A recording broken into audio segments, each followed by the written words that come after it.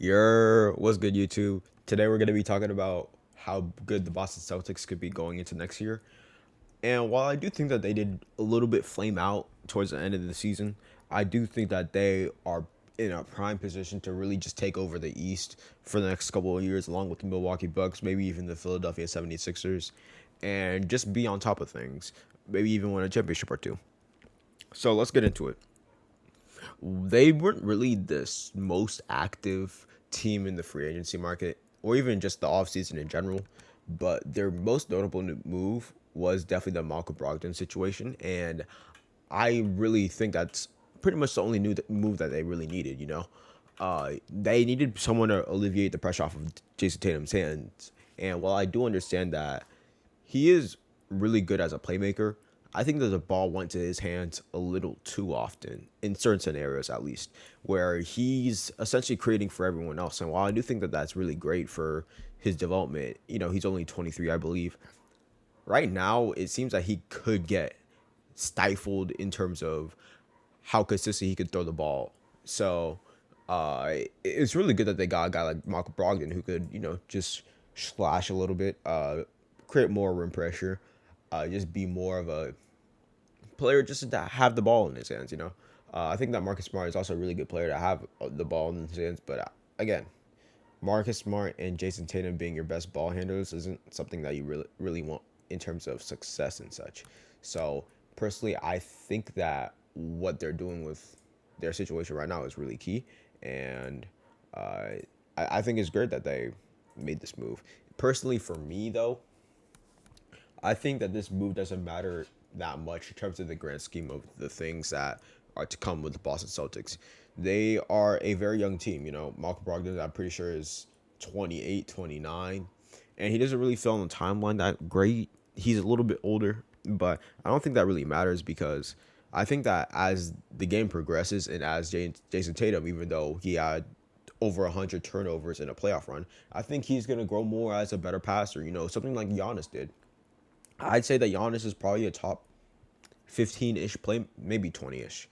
I need to reconsider who's in the league, but definitely a top 20-ish playmaker in the league. And I think that Jason Tatum could make the same growth that Giannis did, especially because, he likes to slash a little bit, go in the mid-range. I think that he does operate in certain areas similar to Giannis, and how, defenses could stifle Giannis. I think that he can find a way for him to just get over his barriers, because overall in the playoffs he did do really, really well, especially for our expectations.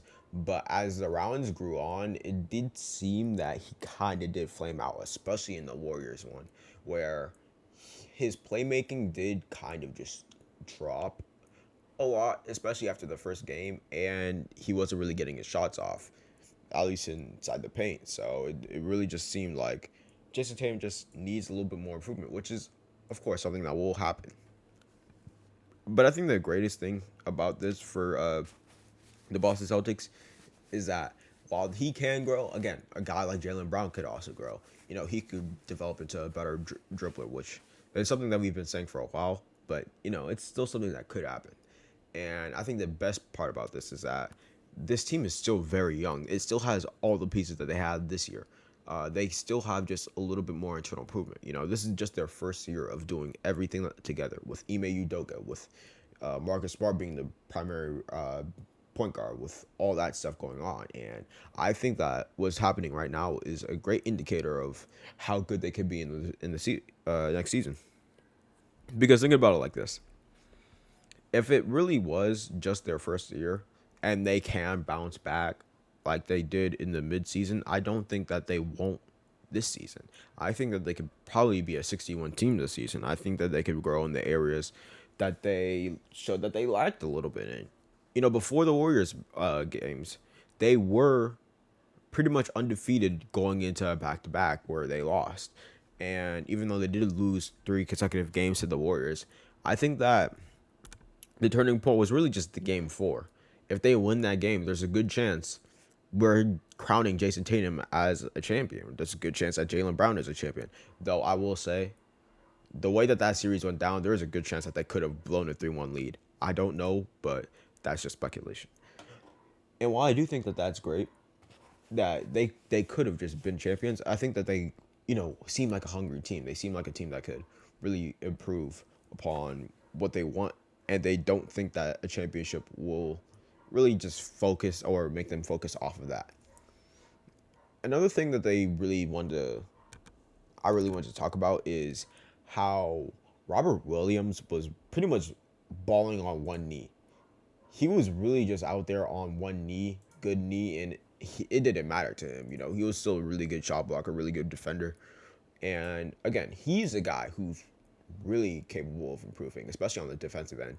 And even though he's already really good on that end, we could see something even better from him. And I think that if he could get his knee great, if he's able to stay on the court for a long time, I think that the defense of this team is probably going to be the number one again. I think that this team is probably going to be the number one seed in the East if Robert Williams is still on the floor being as productive as he has. And even growing on his game a little bit, being a little bit better of a finisher, being a little bit better of a role man, better of an offensive player. I think that he's already good in a lot of those areas, but again, just the little things can make it so that this team goes from really good to unbeatable. Same with Al Horford. I think that Al Horford, while he was playing in the drop in, I think that did cut off a lot of the actions that the Warriors did want to go to. It was really hard for him to guard Steph one on one, especially when he was in that drop, because you're dropping on Stephen Curry. That's all that needs to be said. And when that happens, it just seems that all Al Horford, especially when he was on the court with Robert Williams, it just seemed like a nightmare. So I think that's just an adjustment for Ime Udoka. He didn't seem to be comfortable playing Grant Williams in that matchup, especially because Grant Williams was really foul prone.